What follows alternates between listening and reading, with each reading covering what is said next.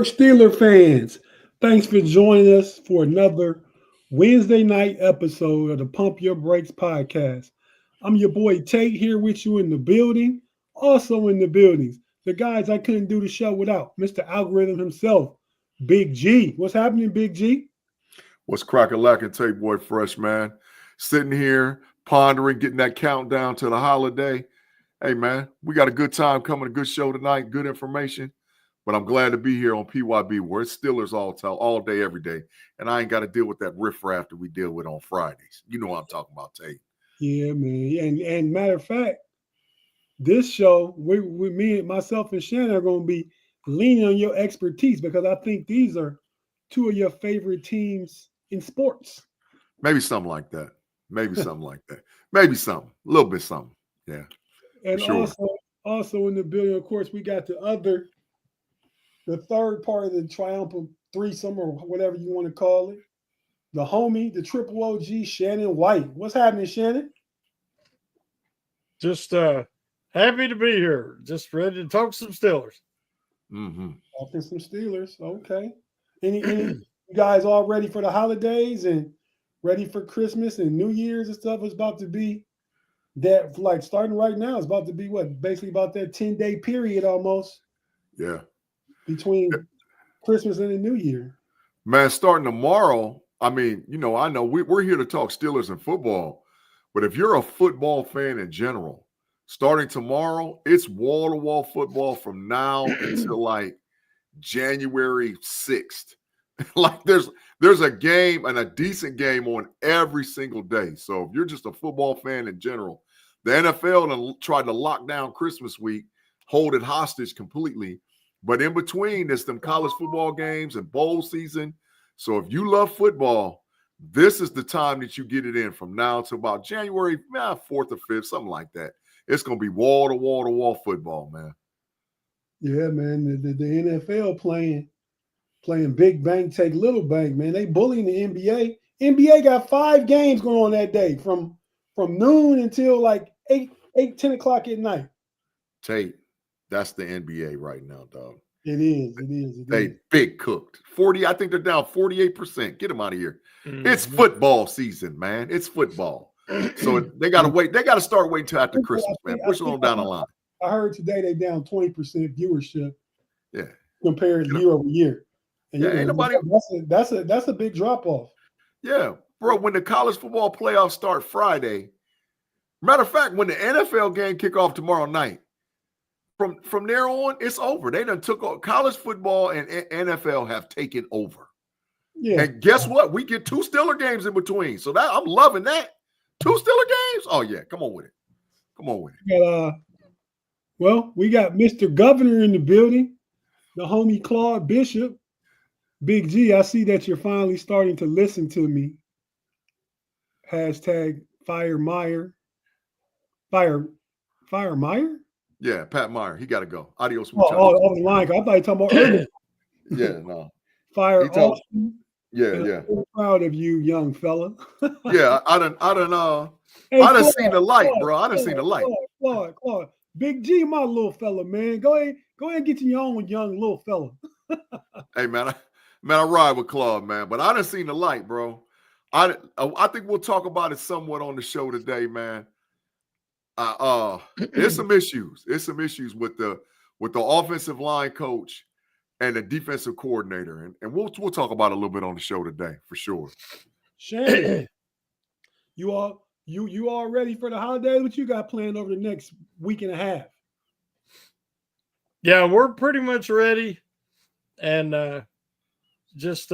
we enjoy everything about the holiday season, the Christmas season, leading up to the big day. And so I know we got different things planned and different family stuff. So I'm just looking forward to it. Okay. And yeah, well, myself, I'm ready as I'm going to be. I mean, my wife done ordered all the Christmas gifts for the little people, you know, my nieces and nephews and stuff. I only get the younger generation Christmas stuff. I don't fool with my generation and above. Dang, they big cooked over there. Nobody get no Christmas. They get straight cold. The kids do. Now we go over to my sister's house that day for brunch. So I had to make sure.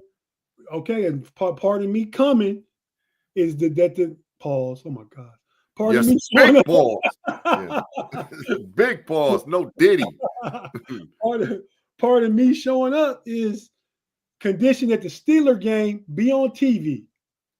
So, no problem. I want to watch the Steelers too. Yeah, well, you don't watch it like me, but as long as it's gonna be on the TV, I can deal around the noise. I just got to see it. You know? No, not for me, buddy. It's Christmas Day, and everybody knows my present is I need some peace and quiet and some tranquility. What you gonna do? You gotta ask the people. What you gonna do? I'm going down to the basement, dog. Okay. With me and myself. And if you ain't no Steeler fan, you can't even come to the basement. I'm watching the Steelers. If I was home, big Christmas jammies and my robe. If I was home, now the second game I'll watch at home because I told her you got me and my wife from like 10:30 to like 4:30, 5 o'clock. We really want to, because my sister lives about 25 miles away from me in Northwest DC, and probably won't be a lot of traffic on Christmas Day, so I probably can do that in about 40 minutes. But typically on weekends we go there for some, it takes about an hour and 5 minutes. So, you know, we're gonna leave a little early, 4:30, 5 o'clock, get home, and the Ravens. I watch my best games right here in my podcast room because you can't see behind me. I got a recliner back there between the shoe boxes. You can see the Steeler pillow up there. Yep. You know, I kick back, put my Steeler pillow under my pretty little head. Well, actually a big head. Yep. Put it behind there and recline back and get the clicker. And I'll probably go from Ravens, Texans, the second part of the day, and some of them NBA games we talked about. Is there a Christmas bowl game on? Yep. It's football. It's wall to wall, bro. It ain't it's nonstop football from here on out, man. You just gotta have what's called clicker endurance early. You should have worked your wrist out already, bro. If not, you gotta learn how to split screens or hey, Big G. Hey, I just say forget it. I just got 2 TVs. The hell with it. I'm gonna watch whatever I want to watch on them too. No Diddy. You got to chill. Yeah, you got me, man. I already know. Said, right? I ain't saying it again, but I know what I said. but go ahead, Shannon. I was just going to mention, you was talking about when the game comes on, this is unusual for the Steelers to be playing on Christmas. That's facts.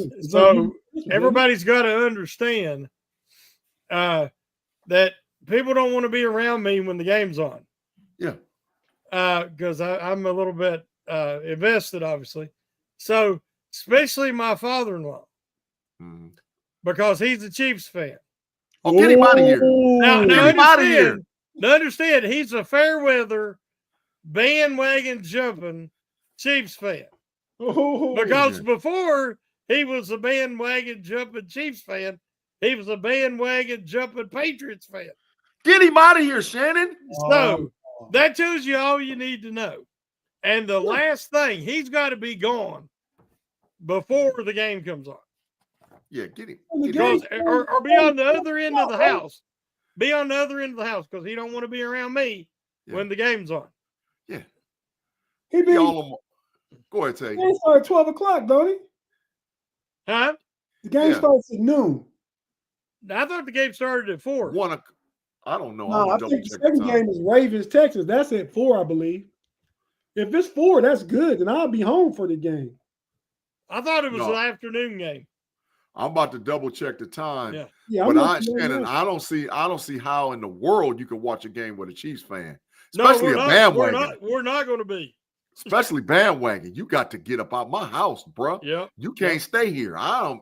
Please, not in my house. One of my really good friends is a Browns fan. Yeah, it's at 1 o'clock. Okay, well we'll have to eat. You gotta go. Yeah. We'll have to eat afterwards then. But he's been a Browns fan our whole life. We're about the same age. He's always lived. I have respect for that. Yeah, because he's been riding. I do not like bandwagon jumping people. Yeah. And It sounds like he go from dynasty to dynasty. How it sound right now? Exactly. He's just a front runner, man. He just want to run with whoever's on top, man. And get that mess out of here. That's big trash. Get it out. Talking about he's been Chiefs fan. He can't name nobody to play for the Chiefs in the 90s. Get him up out of here. He don't know nobody on that roster. That's the truth. He couldn't. He don't know nobody. He probably ask him who the Nigerian nightmare was. I bet you he don't know what it is. Christian I bet Okoye. money he don't know what it is. Yeah, we know, but he don't know. Joe Delaney.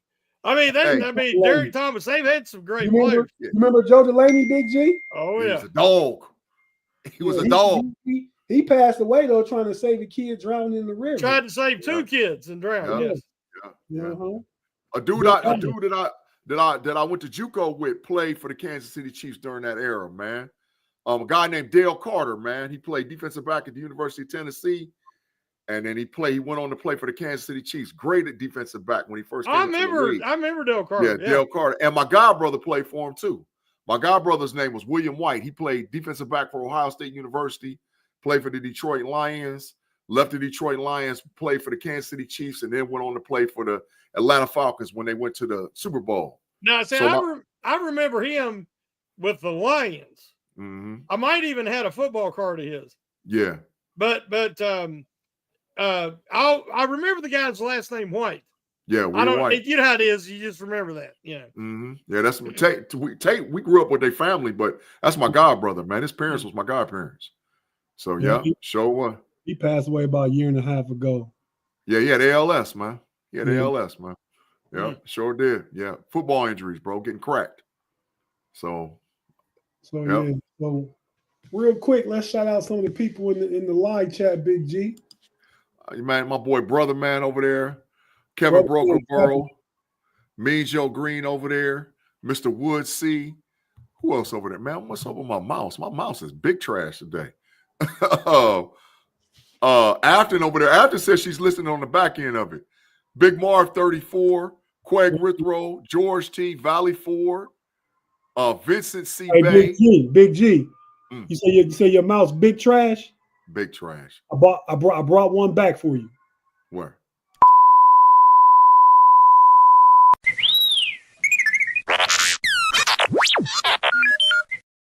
Technical difficulties. Payday has struck again. George T, Chaz H, the Black and Gold Standard, Dennis Pavlok, Dave Schofield in here, Vincent C. Bay. Who else over there, man? It's a lot of people. The Quad Father, Harvey Stone, Claude Bishop.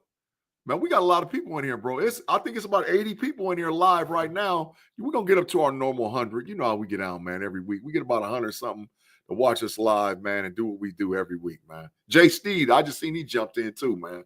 So we got some folks up in here. Jared Devil just jumped in too. So, yeah, we'll be up there in a minute. We shoot our normal, how we do on PYB. Big Marv 34. Yeah. Okay, so what we going to do real quick, fellas, we going to jump to the intro. As soon as the intro go off, we're going to take our quick break where we'll insert. Well, we'll take a quick break for the audio side, but watching on YouTube, we're not going nowhere. We'll be right back after this.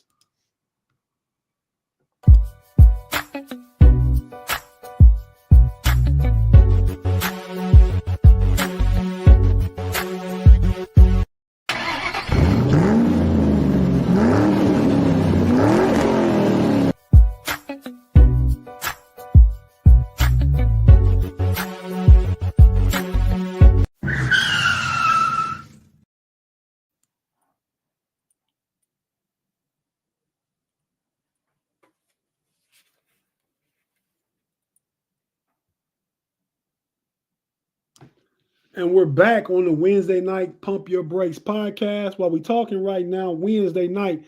Next Wednesday, we won't be with you because the Steelers play that day, and you'll get the post game and the fact that it's the Christmas holiday on Wednesday. Things are going to be all over the place with the game on Wednesday, the middle of the week, trying to shift our schedule around. The only person that got enough clout to keep their own showtime is Shannon on The Hangover. So on Monday. Dirt off his show. Shannon said, "Get him up out of here." That's what I'm talking about, Shannon. Get him up on out of here. We'll be on with you on Monday on the Hangover, and that's when he'll let you know what we're going to do on the holiday. Whether we do something on Thursday, because there won't be a preview on Thursday, because the next game is not till the next week. So right. we may do something Thursday. It probably will be just me and Shannon because Big-G is out in them streets. Yeah.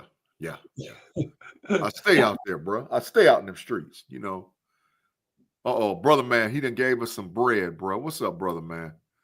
Brother man said, how did Vince go Shannon be dirt before we start? What is that? Venues? How did venues go Shannon be dirt before we start? Bro, man, what you talking about? He talking about B Dirt's wedding venues. I don't know what that. Oh yeah, we'll cover that on Friday. We ain't. Hey, did you get your invitation, dog? Yeah, I got it. Yeah, I got mine today. So yeah, sure did. But yeah, we'll talk about it on Friday. What are y'all talking about? B Dirt's getting hitched, man, and so that he went venturing out there in them streets trying to figure out where in the heck he's gonna have the wedding at. Oh, maybe I didn't get no invite. Yeah, I mean it's a Friday thing, man. It's a Friday thing. But sure. See, he didn't get fined, Shannon. He was supposed to got fined, but he gave his memo to HR before, so he wouldn't get fined. It's probably closer to you, Shannon, than it is us. It's going to be somewhere around Myrtle Beach. Yeah, we got to hit the E to get there. Is that closer to you? To me, heck no. It's ways off for me. Yeah. It's closer for me than it is Big-G. Now you, I don't know. Okay. Yeah. All right. Well, let's talk some Steelers football. So we got a little bit of good news today, right? Here, and hey, Claude and brother man, thanks for the super chats, man. We addressed them and read them, but definitely thank you for the super chats. We appreciate you. Yeah. We appreciate everybody in live. Hey, you see Ashley here tonight yet? Yeah, she here, but she said she had to work. She was gonna watch it on the rewind, and she jumped back in. So, I have to get out. I have to doing double duty right now, but I'm giving her the single salute. No way I'm giving her the double salute. The double salute is okay. It's just how you did it. You said, I'm gonna go both ways for you. That's what you said. No Diddy. No Diddy on you, buddy. I gave her the single salute. Saying what you said. Oh no. She said, yeah, she here. Yeah. The meeting is over. Okay, well, good news. TJ is back. Yeah. Participated full in practice, I believe. Full in practice? Limited. Yeah, something like that. Practice, okay. But he's moving well. Right. I mean, you see him going through, he's moving laterally. He's, stuff that with a very severe ankle sprain you're not going to be doing. So there's a chance he gets to play. Yeah. Okay. Yeah. I'm expecting him to play. I mean, but hopefully he does. But right now, my expectation, if he's even limited on Wednesday, he's going to try and get out there on Saturday. Mm-hmm. George Pickens is trending towards playing. Yeah, he didn't do nothing. They shut him down a little bit today, but he's not. He's been out there moving around actively, Tate. I saw the film, at least of him showing up in practice. But what's going to tell the tape is come Thursday or Friday. If he's still limited or no practice, he ain't going to go. But I think he's going to, because I think he knows the severity of this game. So I think he's going to give everything he's got to be able to get, to play this week for sure. Yeah, well, he was working the ladder, working on his footwork. So, I mean, I haven't seen him doing any long striding. Yeah. That's where he's going to straighten that hamstring, and really test it. But, still, it's a few days. He's got a little bit of time. Yeah. He's still going to be getting treatment for the next 2 days. So, I mean, hopefully he trends towards playing. And we know how important TJ is, not just to the defense, to the team, period. Oh, yeah. But the past few games, you've seen how important George Pickens is to the offense. Yeah. Definitely so. Oh, it's huge. Yeah. It's huge. It's huge. The defenses play 8-9 in the box when Pickett's not out there because they don't fear anybody that can go deep. Yeah. Yeah. You know? That's facts. The Pittsburgh against Philadelphia saw 6-man or more fronts 70% of the snaps. Yeah. 6-man or more. 70%. And they kept running into it. And this was the craziness. They doing like the Georgia Bulldogs on the Philadelphia Eagles. That pre-snap shift where they put 3 guys right inside the center and the 2 guards. They telling you right now, I don't care what you do, what you audible to, you're not running the ball in the middle of the field. I sat and watched that all 22, and I was like, boy, they was telegraphing and telling Russie, I don't care what you do, you're not running the ball in the middle of the field. Well, why did they keep trying it? No, they ran outside, Shannon. They ran outside. I mean, they run into everybody, 8 guys at the line of scrimmage. They ran into that many times. But Shannon, let me tell you something. Because the pitch don't work. No. Let me tell y'all. I done sat down on it. I done watched it all 22, bro. The issue is the pitch is there. The problem is at least 60% of the time, it's one dude that misses a block. I'm telling you right now, Broderick Jones was big trash against Philadelphia. And if he just would have made his block like 2 or 3 times, oh my God, Warren would have ran clean twice. He would have ran clean with 20 yards down the field twice. And that play could be designed a little better for Warren than it is Najee. It shouldn't go to Najee. Najee had 2 hits. I saw it. I was like, one time, McCormick gets an F for his effort against Philadelphia. It was horrible. He just totally missed it. And Dan Moore actually went to go block a dude and turned his back on a dude. All he had to do was just connect his body. He totally whiffed. So yeah, man, them tackles was trash, y'all. Oh my God. All you got to do is sit down on an all 22 film and watch the tackles. Don't pay no attention to nobody else. That was Dan Moore's worst game of the season. Yeah, they was garbage. Easy. Both of them was trash. I'm telling you straight up. I watched it twice. I was like, nah, man, this is horrible. This is totally. I'm with brother, man. You got to run Najee between the tackles, dives, counters, traps. That kind of stuff is his game. But they took that away. Yeah, you can't. That's what I'm saying. The game plan, knowing the size that the Eagles have on the defensive line, and the talent they had there, why they didn't open the game. I mean, you cannot throw the ball behind the line of scrimmage because they're too fast. You cannot run up the middle when they took it away. But the Steelers open game slow, and they're not aggressive enough. And then you get behind, and that killed them. Yeah, facts. Point taken, hence the title of the show. Does Coach Tomlin have a Ryan Day complex, Big G? Being Ohio State fans, Big G, we know against Michigan, Ohio State chokes it up. I think they try and play a game where they try and go mano-a-mano with Michigan. Michigan is built to be a run team, downhill, physical on both sides of the ball, on the line of scrimmage. And Ryan Day tries to say, we ain't no punk. We gonna beat you at your own game, right? Yeah. And that happens to their detriment. So I'm questioning Mike Tomlin now. He is running into 6-7 man fronts for the whole first 3 drives. Bro. Hey, let's get these super chats about and we can jump into it. Yeah. Go ahead, Shannon. Michigan and Ohio State. Ohio State always has a huge advantage at receiver. Yeah. But they never utilize it. Right. So that's when you said the title, that's the first thing I thought of. Now, the Steelers definitely didn't have an advantage in the passing game. But there is ways to open up stuff. Freiermuth could have had a good game, but they just didn't go to him enough. Bro. And they were throwing behind the line of scrimmage. You've got to attack the middle of the field. Oh, Shannon froze. It was there. They didn't do it. I'm telling y'all, I watched that all 22. I'm telling y'all, Mike Williams and Calvin Austin was running open a lot. And Russie was holding on to the ball. Russie doesn't like pressure in his face. That's the issue. He's shorter. Yeah, number one. But the thing is, and this is what this the deal, right? And Tate, I'm with you with as far as like the Ryan Day comparison with Mike Tomlin. when you know what they're going to do. Teams have watched enough film now on Russie. They know what he's going to do. So they're over-putting pressure in his face.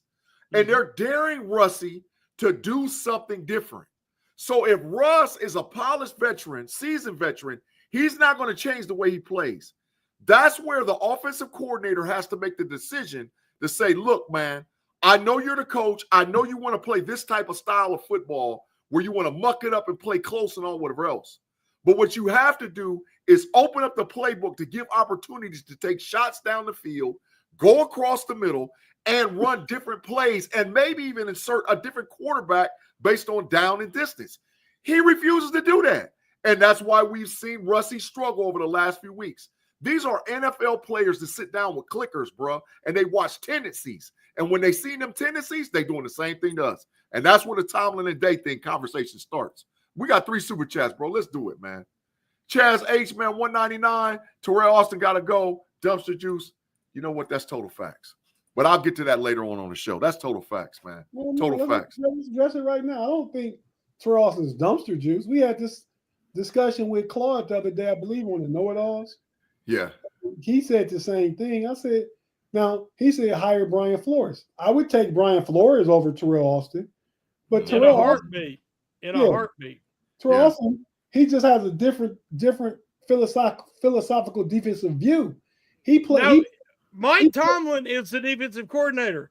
Terrell Austin is there so Mike Tomlin can manipulate that. If you get somebody like Brian Flores, he's not going to want to be told and manipulated, but Austin's fine with it because it allows him to be a defensive coordinator in the NFL. But he's not much better than Matt Canada.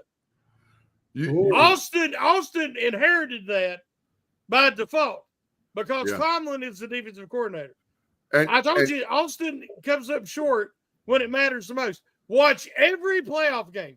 When the Steelers go up against a top team in this type of situation, that's the first team they played all year that's a true contender, and they get smacked in the face on both sides of the ball. They get out-coached before the game even starts. Tate, this is where another That's not on Tomlin. It's on the coordinators. Yeah. Tate, this is another comparison with Tomlin to Ryan Day.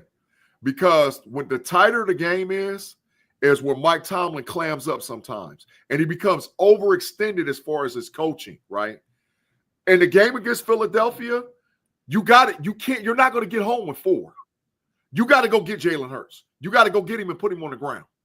And so he refused to do that. And so because of that, they was running one-man routes and beat us. I watched the film. I'm like, man, they got one guy in the route, 2 guys in the route, maybe 2. And they was killing us because we was only sending 4 and sitting in zone. That ain't going to work, bro. That ain't going to work. That ain't going to work. So if it's Tomlin or Austin, whoever that is, because I saw Ryan Day do that with Chip Kelly. I saw Ryan Day take over the game calling and all whatever else. Chip Kelly was like, man, dog, I'm out of this. And Ryan Day just thought he could smash the ball up the middle. It ain't going to work, bro. Like Shannon said, and like we know, their distinct advantage, especially against most everybody, but definitely against Michigan, is the fact that they have Jeremiah Smith. Shout out to you, Big-G. You say he's going to be All-American freshman. Yeah. Emeka Buka is going to be first-round draft pick. Yep. And the dude, and I'm not just saying Tate. No bias because his name is Tate, but Tate going to be a first, second-round draft pick next year. 26 draft. Yeah, next year. Carnell Tate going to be a first-rounder, and Brandon Enos going to be a first-rounder. You got all kind of weapons out there, bro, and they refuse to do it.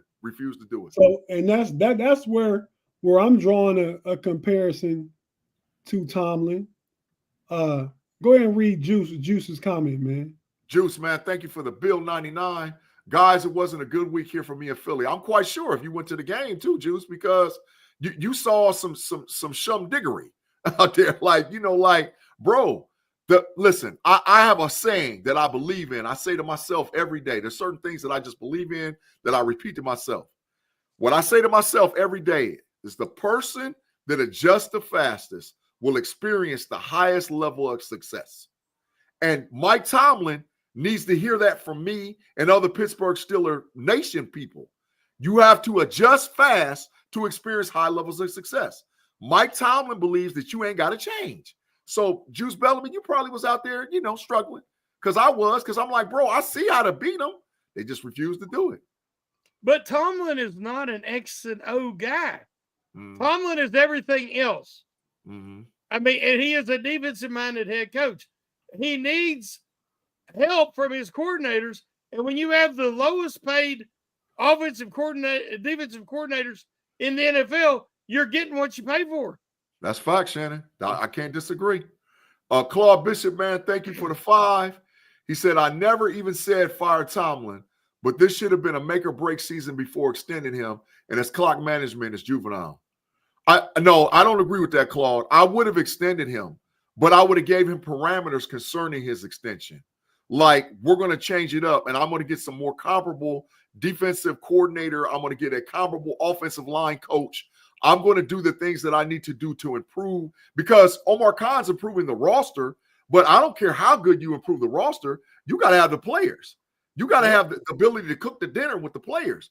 And so some of the issue is that the coaching is not across the board, not where it needs to be. As far as Pittsburgh, to be considered a contender, we got to change up some coaches, dog. Definitely got to change up some coaches.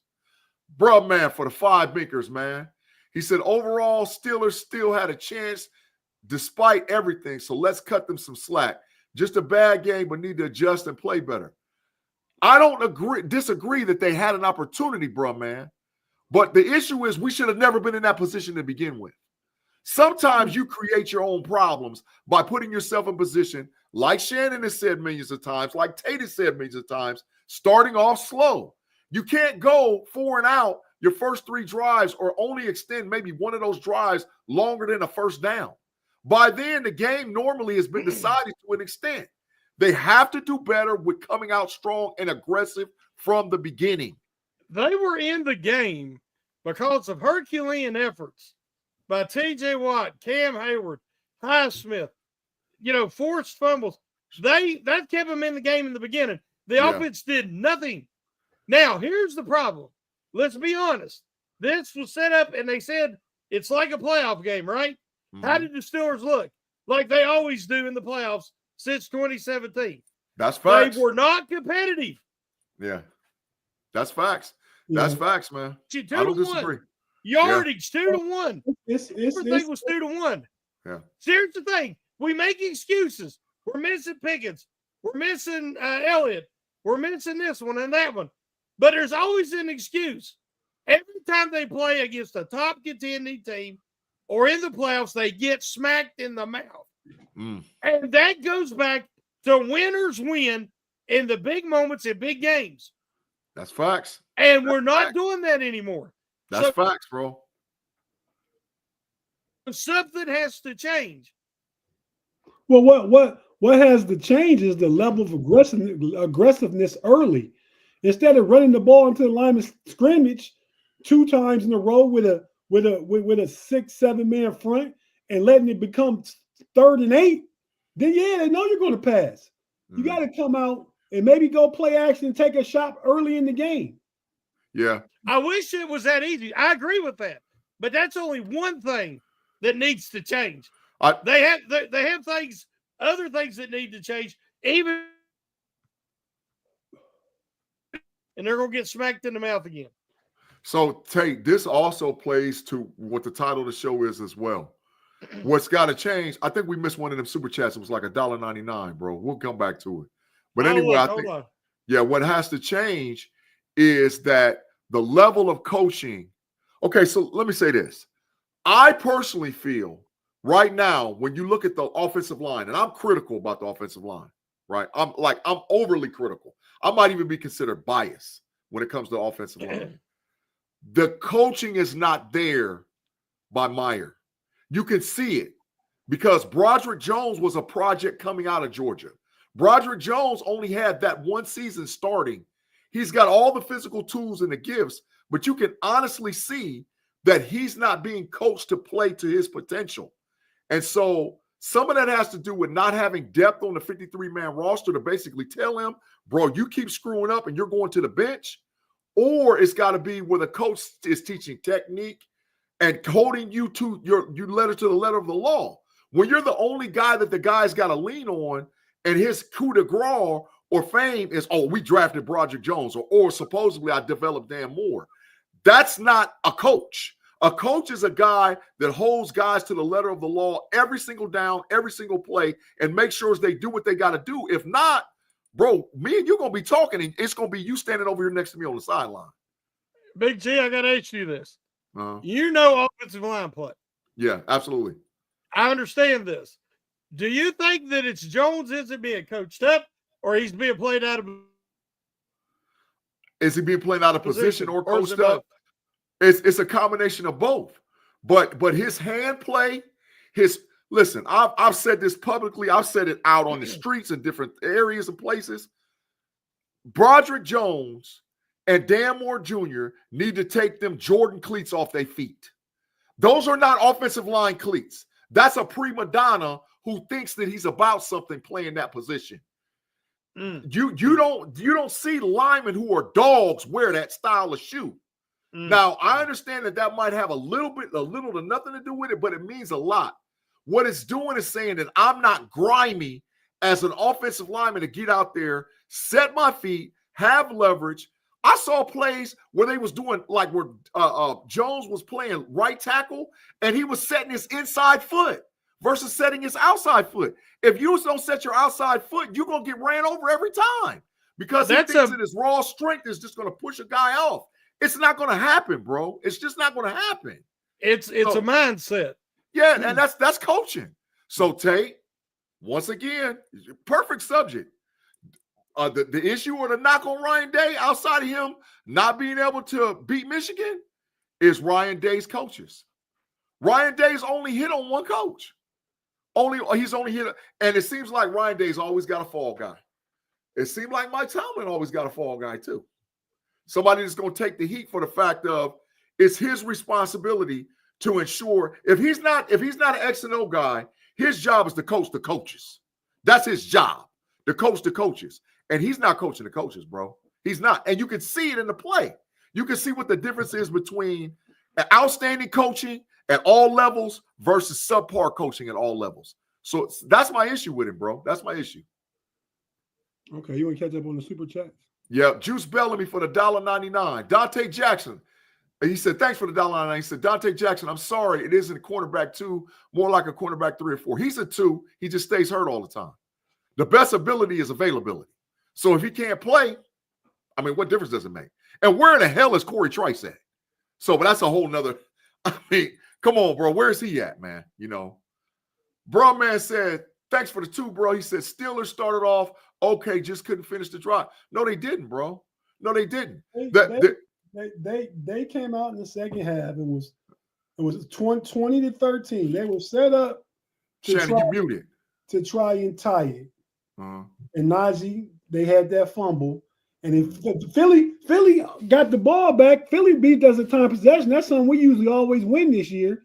Yeah. The defense couldn't get off the field because of those, like Tomlin likes to say, those weighty third down plays. Dante Jackson gave up one. He broke down to try and tackle Dante Smith. What's his name? Devontae No, Smith. it was the running back. 14. Number 14. Gainwell. Yeah, Gainwell. Chris Gainwell. Yeah. He went to break down, try and tackle him, let him put a move on him. Yeah, I remember that one too, Shannon. But I think Devontae Smith did too. Same kind of thing. Maybe it wasn't against Jackson, but one time it was Brown on Pierre. Yep. And Pierre trash. Gainwell went right between two guys. They run into each other, and he got down to the goal line. Yep. It was terrible tackling. 20 terrible tackling. And that's where, like I said earlier, I believe my brother, man, we missed Deshaun Elliott too. Yep. They went on a 21-play drive to kill the game. Yeah, that killed the game. 21 play. They had 3 drives that was over 15 plays. Dog, you're in the NFL, you're gonna lose because time of possession is killing you, especially if you're not explosive. So, bro, man, thanks for the 2 again. Bro, man, about to get a new nickname. Bro, oh no, he's already got him on the 5. Bro, man, on the 5, right? He said, invest in the offensive line. Period. Build on the rest. I mean, that's what Omar Khan's trying to do. He is, but I need the Steelers fans to understand. You can invest and have, listen, you can have, what's a nice car everybody likes? A Mercedes-Benz? You can have a Mercedes. You can have a Ferrari. If you don't keep it up and take it in for maintenance and make sure that it's running correctly, it'll fall apart on you. Yeah. Well, that's the same. Ryan Day, Mike Tomlin, it's the fall apart. Not only the offensive line, we get Fuatanu back, and I think there's talent there. Mm-hmm. The problem is you always want to add, but this offseason they got to build that defensive line. Yeah, they have that to. defensive line got pushed around Sunday. That's fine. They could not get off the field, and if it's 3rd and 2 for the Eagles, you might as well say first down.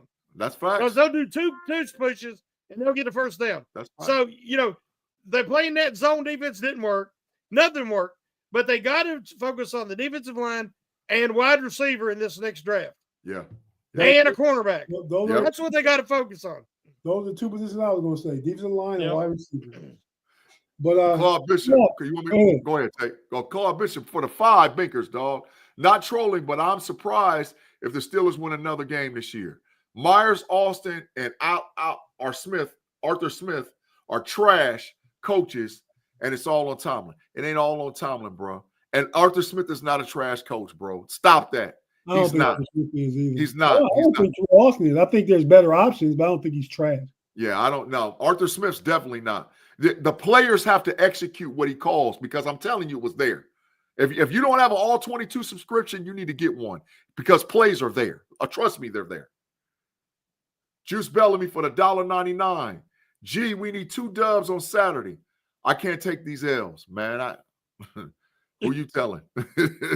Who you telling? I need early and often dubs between the Pittsburgh Steelers and the Ohio State Buckeyes, or it might be some furniture moving around in Columbus, Ohio, and in Pittsburgh, Pennsylvania, in Baltimore, over there by Tate Boy Fresh. Tate, we got 2 more super chats, man. Go ahead. Where we at? Shoot, I missed one. I pulled it up. Okay, yeah, bro. So, Brother Man for the 2, Steelers haven't had an offense in 5 years plus. This is year 1 past that dude's name who I don't want to say. So let's give Arthur Smith a break and see what he can do. But we definitely need a new offensive line coach, and we need depth at wide receiver. We need depth. Our 2s, 3s, and 4 wide receivers are really 3, 4s, and 5s. You got to get a legitimate 2 and decide on what you're going to do with Pickens. Right. Mm-hmm. Right. Chaz H for the $4.99. Why is no one talking about Russ underthrowing Austin on a flea flicker? That should have been a touchdown. Next play, Najee fumble. Should have been. I mean, that's facts. The issue is Russ. Wait. So who called that play? So it would have been called initially from the offensive coordinator. Who called the flea flicker? The offensive coordinator would have had to call. Okay, so give Arthur Smith credit. Yes, but Tate, all quarterbacks go to the line with 2 plays. So if they see it, they're going to run it. So yeah, give Smith but it's the execution. It's the execution. Jay's upper teeth done jumped up in here. Bro, what's up, Jay? He said, Big G, Jones can't block, and you're old. Yeah, I'm old. But I could probably block better than Jones. I could show you technique better than Jones and more. No, he says that Jones couldn't block you, and you're old. Yeah, he could block me. He could block. He could block. He could block me. Shout out to the homie Big G for keeping it real. Yeah, he could block. But I promise you on technique, I tear him up. I promise you on technique, I break him down in technique, and I show him like, look, dog, I'm gonna show you how I can beat you every time. I can show you how I beat you because his technique sucks. What's our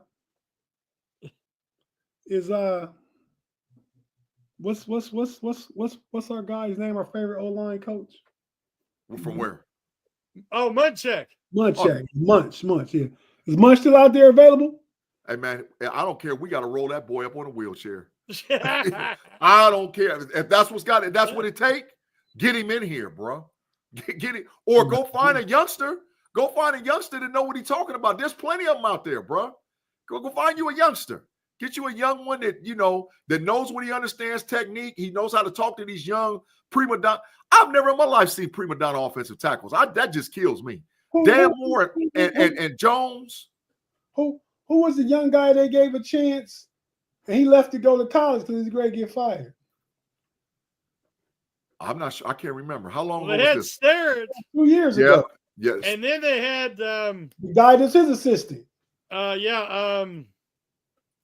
man. I can't think of his name now. Yeah, I can see his face. I just can't call his name, bro. Yeah. Yeah, he went back to college. I think that honestly, the offensive line has taken a step forward this year.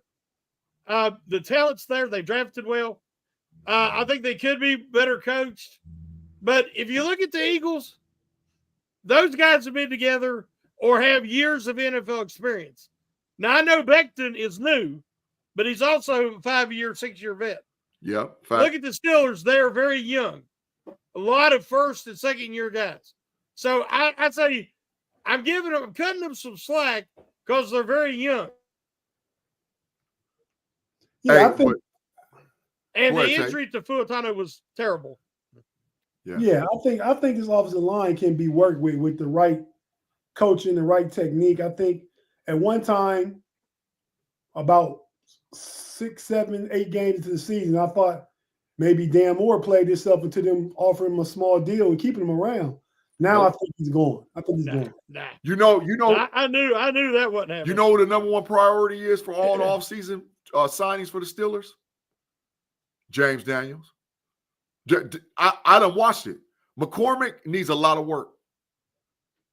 Isaac Siamalu, he's all right, but Daniels is the best offensive lineman. Daniels the best offensive lineman we got by far. Like, he's a pro's pro. I think, but I've said this for 2 years. Yeah, and you didn't agree with me. I didn't until I saw the film. But that the issue is because he got coached somewhere and he holds himself to a higher standard. Well, he played college at Iowa, so he come. Oh yeah, he coached tight end. You come ready to play. Yeah, O-line tight end. You with the Iowa. Yeah, your technique is sound. He got some coaching. Right. So go ahead, Claude with another super chat. Claude for the 2. He said, "G, would you trade Tom?" You know what? I'm about to get. Hell no. Hell no, I wouldn't trade Mike Tomlin for 2 first round. What are you talking about? Man, put him in the matrix for that, bro. I thought I was going to end up not putting Claude. No, what? No. Question. And he paid his no. Claude, no, we're not trading Tomlin for 2 first-round picks. No. Absolutely no. Bruh man for the $2. He said, also remember that the 2 bad calls from the rest of the first period. So let me say this, man. And I don't know if the guys that I'm on the show would agree with this. Traditionally, the Pittsburgh Steelers get the bad end of the stick concerning games and plays on the field. I'm talking about all the way back from the 70s, bro. Always. It's like this. We're never going to get it. That's why Tate has been saying for as long as we've been doing this show, the Steelers have to build a bully because you have to overwhelm your opponents and it can't be close. Because if you leave it in the ref's hands, it's going to be about something. So we always going to not going to get the calls. That's how it works. But then sometimes when you a bully, Big-G, sometimes you got to turn to finesse. Yeah, that's facts. Stick and move. So that's the part where they need to open it up a little bit early. Yeah. Take some shots, open some things up. Sometimes the pass can open it up for the run. Yeah. You know? That's facts. That's facts. Juice Bellamy, G and Tate, we getting it done Saturday, 0 and Steelers. Is that an O? Oh, Buckeyes and Steelers? We better be. We better be. Listen, Ryan Day better do it. There's going to be some black garbage bags waiting outside of his office. And his thumb file might not work no more. So it's that serious for him. Now, Tomlin can survive, but, you know. He didn't pay for this. And this is crazy because first he said 2. Now he's saying I'd trade him for 1. So Claude won a round trip, not even a round trip, a one-way First class. Trip. Yeah. First class. First class in there, Claude. But First you got class. in there with that one. concierge service, feet up, get a As a matter of movie, fact, watch a movie. Yeah, he can put his feet up when he kicking rocks while he watching this movie and getting, he getting served lobster and shrimp. Because what? They're gonna take care of you in the Matrix Clause because you're the governor. Yeah. But hey, let's real quick take our last break, and we'll be right back, and we'll wrap this thing up. I got one more question, and we're gonna talk about the Ravens Steelers Saturday real quick, what the game means and how we see it going. So we'll be right back after this.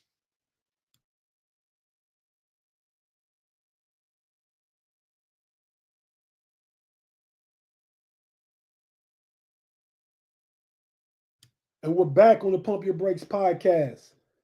Your boy Tate, Triple OG, Shannon White here, and Mr. Algorithms himself. And if you haven't hit that like button, that subscribe button, please go ahead and do so. Big-G. So, fellas, real quick, because we talked about it. This is like a contrast show between how we see Ohio State, how we see Pittsburgh. So, commonality they got here. Justin Fields played for Ryan Day and Mike Tomlin. Facts. Do you want to see more packages with Justin Fields, Big-G, and Shannon?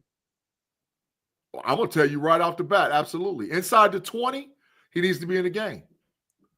When we hit the 20-yard line, put him in the game. You have to play 11-on-11 football to be successful with the Steelers offense based on the deficiencies that you have at the offensive line. The big playability with his feet and his arm, put him in the game. Because Russie I don't care what nobody say. Russie struggles in the red zone, at least from my view. Shannon? Yeah, I think that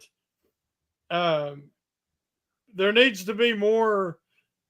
You're trying to get fluidity on offense, and it's hard to do with two quarterbacks. And you want like Russ had a great game against the Bengals, and he was in rhythm, and I didn't see a reason to use Fields a lot. But when he starts out the games as slow as he has, and especially when you didn't have Pickens, having that explosive running threat with Fields, it would have been good to have him in there more. So it's a feel. You got to have the feel. Full facts, Shannon. Well, full facts. Full facts, because we didn't have Pickens, you got to get explosiveness on the field. Definitely full facts. Full facts. All right, bet. But Shannon, you're right. Shannon got. They just didn't have any explosiveness, so none. Yeah. So yeah, you got to play him. You got to play him. If not, he's just standing on the sideline as oh look, we got Justin Fields, this super athlete that can play. Why didn't we? But you got to let him throw the ball. Of course. Because if you don't let him throw the ball, he's too predictable. Bro, that when the Eagles scored, when A.J. Brown scored, that was a one-man route.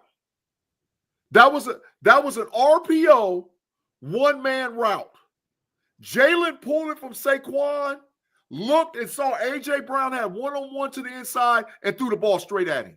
Yeah. We can run the same freaking play. Run the same play. Taking candy from a baby. Yeah, even against the Steelers defense. Yeah, put Darnell Washington out there. Put Pat Freiermuth out there. If Pickens is available, put Pickens out there. Mike Williams, I don't care which one of those big dudes you put out there. You run a one-man route, RPO, with Najee and Justin. If they collapse on the run, pull it and throw it. It's not hard. It's not rocket science. Exactly. Very simple. Yeah. But we don't run that play. We don't run it. We need to, though. We really need to. Yeah. And I can't say enough how appreciative and big a fan I am of Russ and what he's done in his career. Yeah. But I think Justin Fields could potentially be the future. You guys start. I think we're past the point now where he plays more than 50% of the snaps. Mm-hmm. You know, I'm not saying start him. I'm saying get him involved more, though. Yeah. Facts. You know. Facts.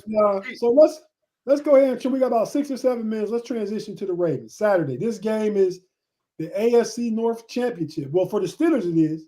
Yeah. The Ravens, it puts them right back in the race. If they beat the Steelers Saturday, we're both 10-5. Yep. The Steelers go ahead and take care of business. We go to 11-4 with 2 games to play. Mm-hmm. And I think the way Kansas City looked against the Browns, I think we can beat that. We can beat that in Pittsburgh. Yeah. And Mahomes, is he iffy? Does he play this week? What? Lying about it. They lying about it. This boy hurt. He got a high ankle sprain. Come on, man. Right. Yeah. So if they play him this week, well, they could sit him and not let him go to Texas and save him for Pittsburgh. Maybe he can get in then. Uh-huh. But yeah, they can't risk not playing against. If they don't play him against Houston, they're gonna lose. Okay. They're gonna lose. But they're willing to risk that game, I'm saying, to get him some rest and get him a little stronger for the playoff run. Well, then now they take the chance that if we whoop Baltimore, now that game comes down to us maybe being a 2 seed. So a lot is going to go on in the next, over the next few days about who does what and how. No, I agree. Claude, I think the Steelers are an elite defense. And elite defenses sometimes give up yardage. But what the Steelers do, they lead the league in turnovers, man. Facts. They turn that ball over. You facts. realize how important that is? I don't care if they stuff somebody for 75 yards running for a total game. If you let somebody get 125, but you produce 3 or 4 turnovers, you win it. You're an elite defense. The issue is, Tate, is that we don't capitalize off the turnovers. That's the problem. That part. There's no way. We had the ball twice in the first quarter off of turnovers and had 3 points. No, that's big trash. That's full trash. The Steelers have elite talent. They don't have an elite defensive coordinator, and turnovers are fluky. You'll see Watt, you'll see Herbig, you'll see Smith come in from behind on the one long run that Barkley had. Highsmith caught him from behind and chopped him from behind, which a lot of times will cause a fumble. But Barkley was able to hold on to the ball. So what I'm saying is, if the other team, like against Dallas, they didn't turn it over, and the Steelers' defense looked very ordinary. So you can't count on turnovers. Even then, they only gave up 20 points, though. But you cannot count on turnovers. And I would argue that Dallas is not a very good team at all. I think when we played them, they was 3-2. We were 3-1. It was close. We had lost to the Colts. We were 3-1. Yeah, okay. Then we lost to Dallas, and we were both 3-2 at that time. Mm-hmm. But so Dallas was better then than they are now. They're playing better now. They kind of developed an identity. They're giving Dowdell the ball more, and Dowdell had a good game against us too. But it's un-Steeler defense, like with 4 minutes to go, that they allow a team to go down and get a game-winning touchdown. Yeah. And that happened against Dallas. But Tate, it's a must-win, man. Tate and Shannon, we got to win. I mean, this is a must-win. All hands on deck. Everything you got. Because, see, that's the thing. We just played them. We play them twice every year. Yes, we've had success against Baltimore, right? But Baltimore knows this is not necessarily a legacy game for Lamar Jackson. But if Lamar Jackson can't beat him this time, I don't know the next time he will. We're not going to get Derrick Henry with under 20 carries. Derrick Henry is going to get 20 to 25 carries. They're going to force the ball to him. But the issue is going to be everybody who can play got to play. You can't be sitting over there, oh, my hamstring. Man, get out on the field. Get out on the field and play till you can't play. This is the first time that Lamar Jackson will play the Steelers in Baltimore with fans in the stands. Yeah, that's facts, Shannon. That's full facts. So saying with that they've won so many in a row in Baltimore doesn't mean anything because they haven't played Lamar with fans in the stands. This game's going to be different, I'm afraid. Yeah. Well, we got to win. I mean, we have to win. What governor say about Elliott? He said, elite, but can't get off the field on a third down. Wow. Now, he's right. He's definitely right. He's partially right. They're terrible on third down. But, Shannon, look at the amount of defensive snaps that the Steelers had to play. The Steelers play a lot of defensive snaps because our offense can't sustain drives and score. When But you're it's scoring been like that all year. And the reason why, it's because they do that soft zone or off man, and they say, well, we'll give up 8 or 9 yards, and we'll tackle the and then they miss it, and they give up the first down. I hate That's big that fact. passive aggressive defense. But I get that. But when you're on the field, I bet you offense to defense ratio, I don't know, I'll look it up later. I bet you offense to defense ratio with play calling on the field this year has been 60% defense, 40% offense. And the offense doesn't score touchdowns. So that puts a tremendous amount of pressure on your defense. And that's, once again, full circle. That's Tomlin being Tomlin and doing Tomlin stuff. Thinking that his style, his way of playing, i.e. Ryan Day, is just you're going to outbeat a guy. Sometimes you got to outmaneuver, you got to finesse them, you got to do different stuff to beat them. Sometimes. But the Steelers have been one of the best teams in time of possession this year. Yeah, right. But man, they're not scoring touchdowns, but they're having the ball. Well, outside this game against Philly, we saw Najee's turnover. That turned that game around. Otherwise, it was still in a phone booth. Facts. The game they lost against Cleveland. I feel like Jalen Hurts beat us, Dak beat us, Jameis beat us in the game. He scored a rushing touchdown, and they didn't get pressure on him. And Anthony Richardson beat us. All those quarterbacks have in common. Jameis and Dak not so much, but they can manipulate the pocket and run a little bit if they have to. No, Flacco beat him with the Colts. Look, Richardson started. Richardson got Flacco played the majority of the game. And then that probably caught Pittsburgh off guard for what they was ready for. Yeah. But honestly, ask yourself this. Did the Steelers pass the eye test against the Eagles? No. They got done. No, yeah, they played a very bad game. They played a very bad game, but it's easy to have a bad game against the best team in the other conference. Yeah, the Eagles are number one right now. They're the best. The Eagles might be the best team in the whole all NFL. Yeah, I don't disagree. Yeah, so, they might be the best team. We ready to get out of here. I'm gonna come to you first, Big G. Mm-hmm. Your one most important key to the game, and give me a score prediction. The biggest key is shutting down Derrick Henry.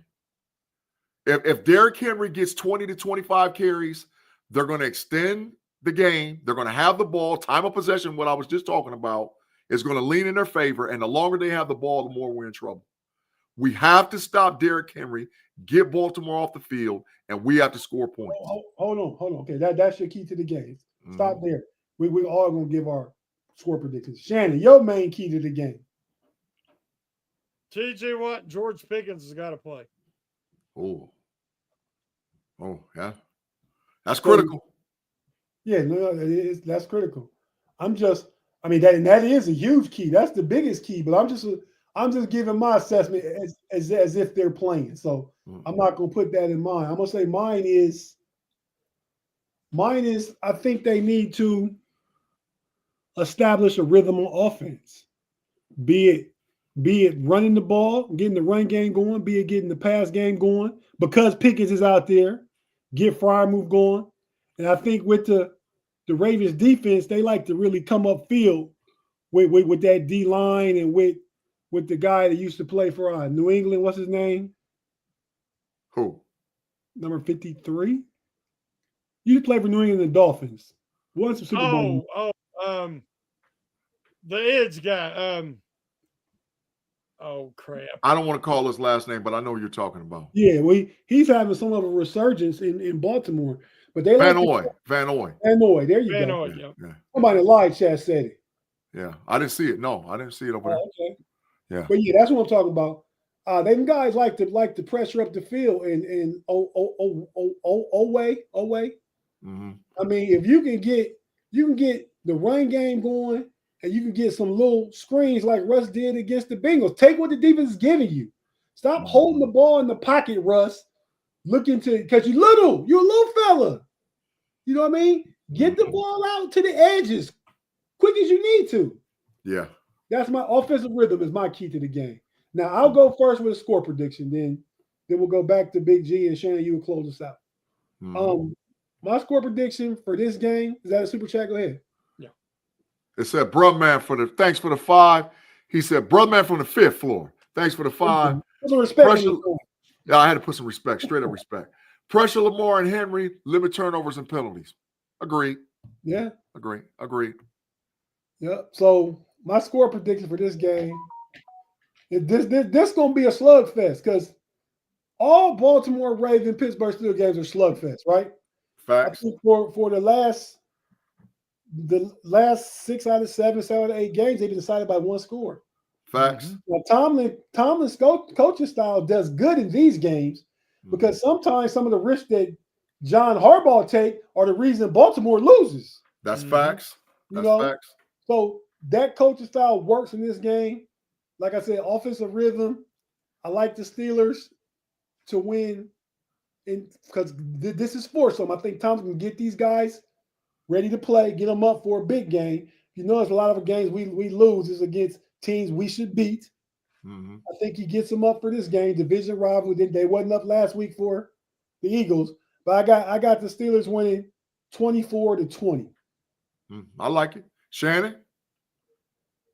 No, he said I was going last. Okay. Yeah, all right. So it's either going to be a blowout or it's going to be super close. I'm leaning towards super close, but without injuries, without the full injury report, it's I'll see. But I think Pittsburgh sustains the ability to hold on to the ball and score. Listen, Lamar threw 5 touchdown passes against the New York Giants. Me, Tate, Shannon, and 8 other dudes could go get 2 touchdown passes against the New York Giants. They suck. All right, so that's not no big thing for Lamar. Oh, he got 5 touchdowns. So what? They suck. He's not going to get that against us. So it's going to be a slugfest. It's going to be a battle. I got the Pittsburgh Steelers winning 21-18. That's my final score. I think finally we get 3 offensive touchdowns, and Lamar and them's going to miss on one and get a field goal, and that's going to shift the game. If my memory serves me correct, we didn't score a touchdown against Baltimore last time, right? Nope, won 18-16.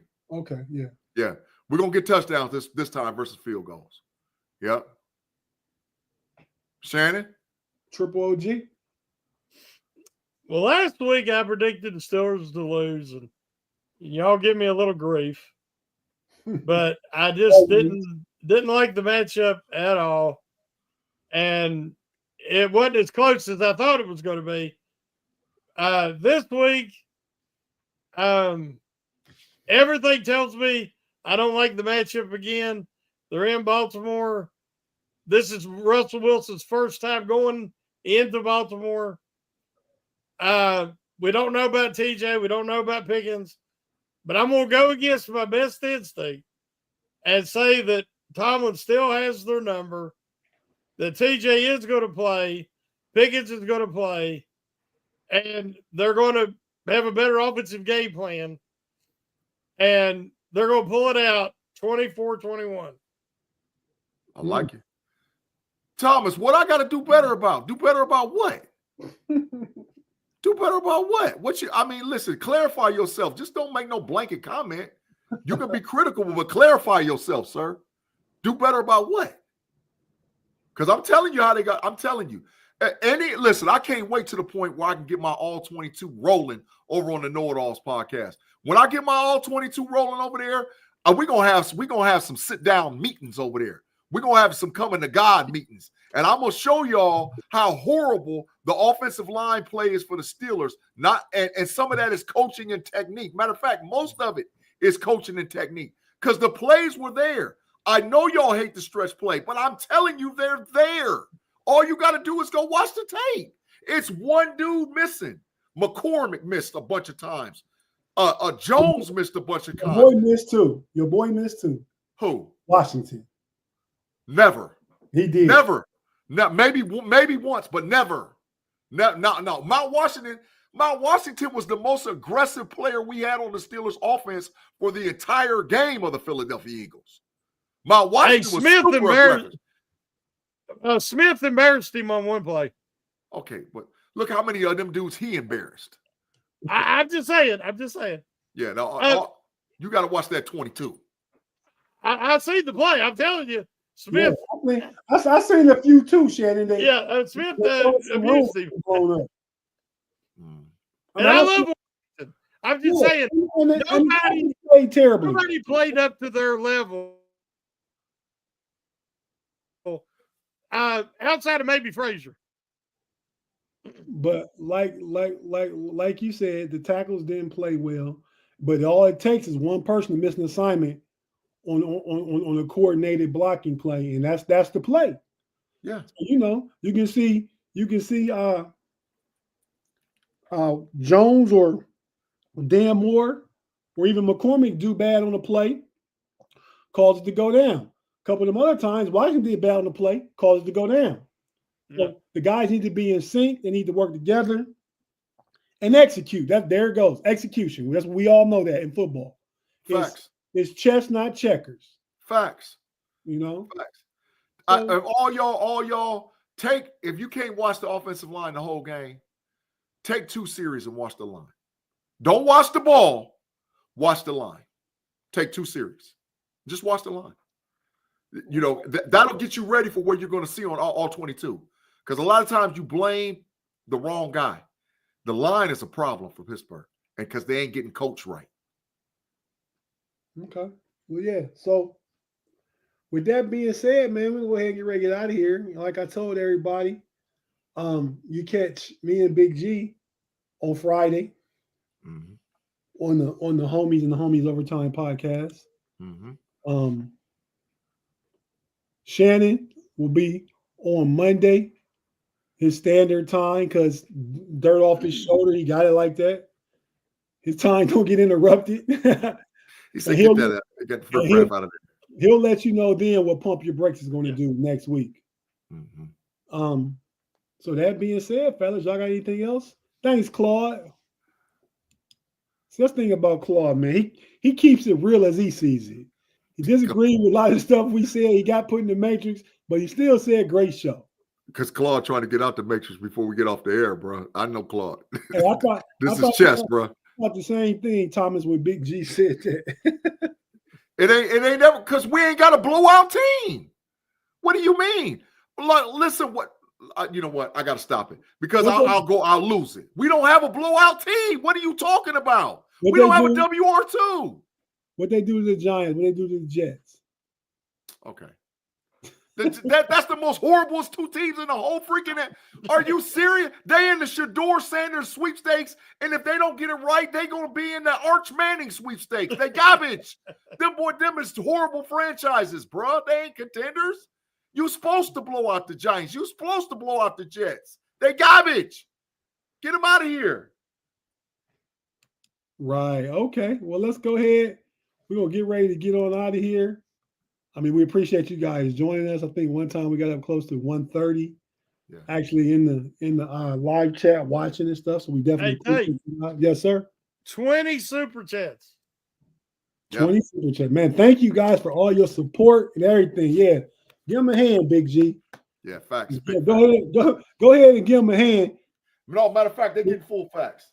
And Big G, work out your wrist that way by giving them a hand.